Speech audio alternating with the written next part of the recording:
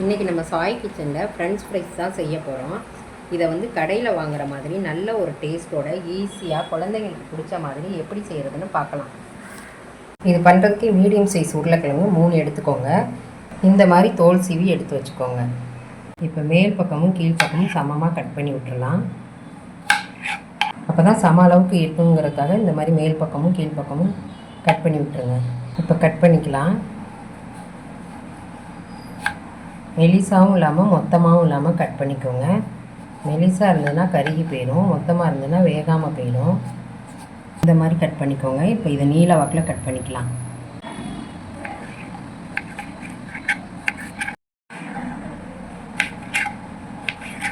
பாருங்கள், இதே போல் எல்லாத்தையுமே கட் பண்ணி எடுத்துக்கலாம். இந்த மாதிரி எல்லாமே ஒன்று போல் கட் பண்ணிக்கோங்க. இப்போ தண்ணியில் சேர்த்து இதை நல்லா கழுவி எடுத்துடலாம். தண்ணி கொஞ்சம் கூட இருக்கக்கூடாது, நல்லா ட்ரை ஆகணும். ஒரு இட்லி பாத்திரத்தில் கொஞ்சமாக தண்ணி ஊற்றி சூடு பண்ணிக்கலாம். இந்த மாதிரி இட்லி பாத்திரத்தில் எண்ணெய் அப்ளை பண்ணிக்கோங்க. நான் எண்ணெய் அப்ளை பண்ணியிருக்கேன். இந்த குழியில் எவ்வளோ கொள்ளுமோ அந்த அளவுக்கு வச்சுக்கலாம்.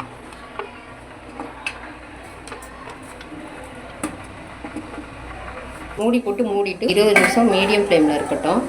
இப்போ 20 நிமிஷம் ஆகிடுச்சு. இது இப்போ திறந்து எடுத்துக்கலாம். இட்லி தட்டை வெளியில் எடுத்துகிட்டு இதை முழுமையாக ஆற வச்சு நல்லா ஆறிடுச்சு. எண்ணெய் நல்லா சூடானதும் மீடியமாக வச்சுட்டு உருளைக்கிழங்க பொரிச்சு எடுக்கணும். ஒன்றோட ஒன்று ஒட்டாமல் இருக்க நல்லா கிளறி விட்டுருங்க.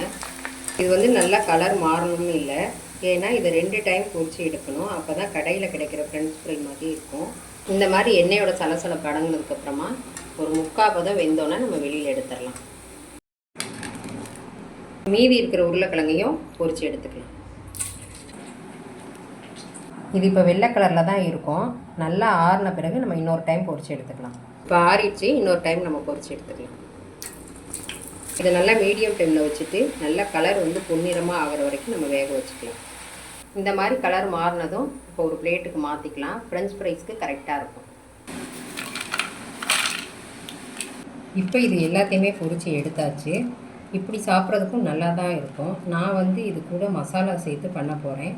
இப்போ இதை ஒரு பவுலில் சேர்த்துக்கலாம். இப்போ இது கூட கொஞ்சமாக உப்பு சேர்த்துடலாம். 1/4 டீஸ்பூன் அளவுக்கு தனி மிளகாத்தூள் சேர்த்துக்கலாம். ஒரு சிட்டிகை அளவுக்கு சாட் மசாலா சேர்த்துடலாம். சாட் மசாலா இருந்தால் சேர்த்துக்கோங்க, இல்லாட்டி ஸ்கிப் பண்ணிக்கோங்க. எல்லாமே நல்ல ஒரு டேஸ்ட்டாக தான் இருக்கும். இதை நல்லா குலுக்கி எடுத்துக்கலாம். அப்போ தான் எல்லா பக்கமும் உப்பு காரம் இருக்கும். இந்த மாதிரி நல்லா குலுக்கி எடுத்துக்கோங்க. வந்து குழந்தைங்க கேட்குறப்ப வீட்லேயே ஈஸியாக செஞ்சு கொடுத்துடலாம். இதை நீங்களும் ட்ரை பண்ணி பாருங்கள். இந்த ரெசிபி உங்களுக்கு பிடிச்சிருந்தா லைக் பண்ணுங்கள், ஷேர் பண்ணுங்கள், கமெண்ட் பண்ணுங்கள். சாய் கிச்சனை மறக்காமல் சப்ஸ்கிரைப் பண்ணுங்கள். பாய்.